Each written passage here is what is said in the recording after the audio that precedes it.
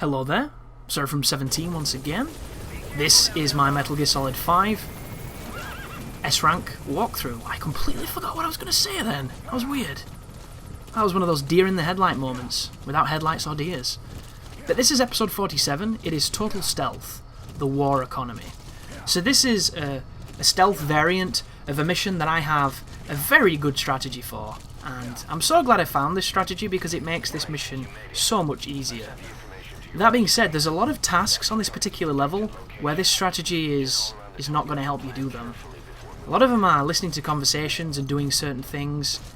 I'm really looking forward to going back in the missions and truly devouring them and doing all the tasks and learning, you know, all the nuance to them. Because I think there's so much great stuff here, and now that I've got better equipment, it makes playing the levels really different. Like, I've got the Wormhole fulton, and I don't even know what it is or how it works, but I kind of love it. Instead of balloons that take people away, it summons a wormhole that does it kind of quick. And I don't know if it can fail, but so far I've never seen it fail. It's like 100% success. And the cool thing is, you know the cargo crates that are in the hangar over there, which you couldn't previously fulton because there was a roof? You wormhole them and it works. Like, the man on fire, you don't have to drop the supply box on the little kid, because you can just fulton him with a wormhole and it's a guaranteed fulton. Like, it's a really cool machine. I don't know at the moment though whether or not it makes noise or if it's more visible than the other one, because you have to equip it separately. And at first I was like, so it's really good but you can't do cargo or vehicles anymore or children, and it turns out you can do everything with it. It just doesn't specify specifically that you can. It's just god tier fulton technology. And I was hoping you'd get a weapon that fired fultons, because there would be nothing cooler than having a sniper rifle that fired, essentially, parachutes, like reverse parachute balloons. Because how cool would that be, just taking dudes out? Like, I really want a mine that you put down, that when the car triggers it, it just takes them away. It just floats them up. I think that'd be beautiful.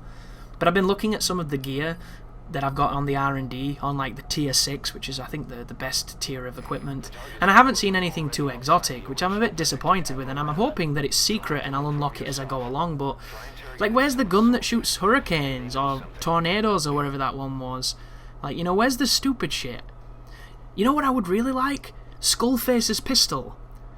Like, this is a character that should have been an epic boss fight and one of the most memorable boss fights in the game. Instead, spoiler alert, he gets murdered in a cutscene using the most ornately crafted and fancy-looking badass, you know, like Remington shotgun, old western highway rifle pistol thing that's been sawn off, and it's got a really weird grip that's all, you know, decorative and weird.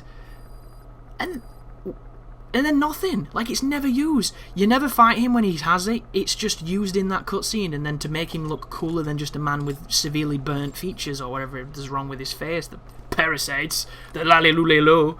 Like, fucking... Why can we not get that gun? I hope we can. Like, that's my main goal at the moment. Getting to a point where I can get that gun. And I'm just going to do entire levels killing people, all stylish John Woo style, just blowing them away, because I think that'll be really fun. But... so many weird things. Like, some of the outfits are great. You can get the original Grey Fox outfit, the Cyborg Ninja, and it lets you run faster, and your feet give off electricity when you run, and it looks really sweet. It also increases your run speed. I've got to the point now where I can see Raiden as a costume, but I can't build it because my R&D is not high enough. And then when you S-rank every mission, you get the ability to have both Silver and Gold Snake, which is essentially the same outfits that you could give to Quiet, where it makes you completely Silver or completely Gold. And I have no idea if that affects gameplay at all, but it'll be interesting to see if it does. However, you need like 56 R&D, and it costs $1 million to make. And my R&D's only just hit 40, so it's going to take me forever to get that. And that number's wrong, by the way, I'm just pulling it out my ass, but it's high. However, you've seen this strategy before, so there's nothing really new.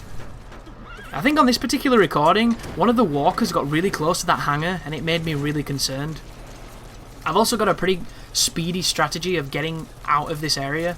It involves doing the sidewards roly-poly move, or like spinning, I don't know what you would call it. But for whatever reason, the way this lines up, there is always a dude in armor walking towards me here.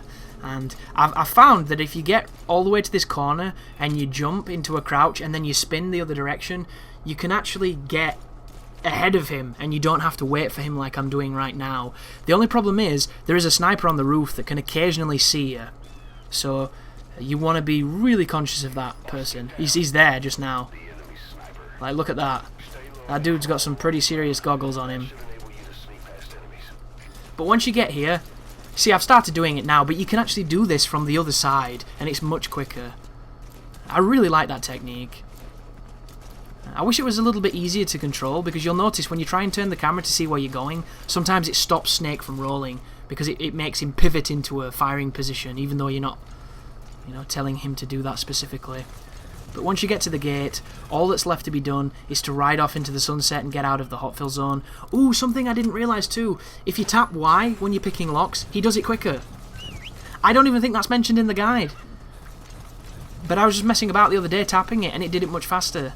And I've never seen that on a tooltip or anything. You know, maybe I've missed it, but very, very useful anyway for repeat plays. And there's going to be a lot of repeat playing on this game, because it's pretty much the only thing it's got going for it until the multiplayer opens up, and I just don't see that multiplayer being all that good. I really don't.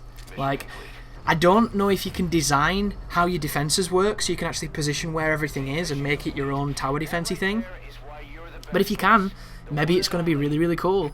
But as far as PvP goes, I don't think there's a third-person shooter systems that I would really want to play all that much, because I like Metal Gear Solid, but it's not on that competitive level. Like, I like to sneak and shit, and I just don't see how that's really going to work. But thank you for watching anyhow, guys, and you take care now.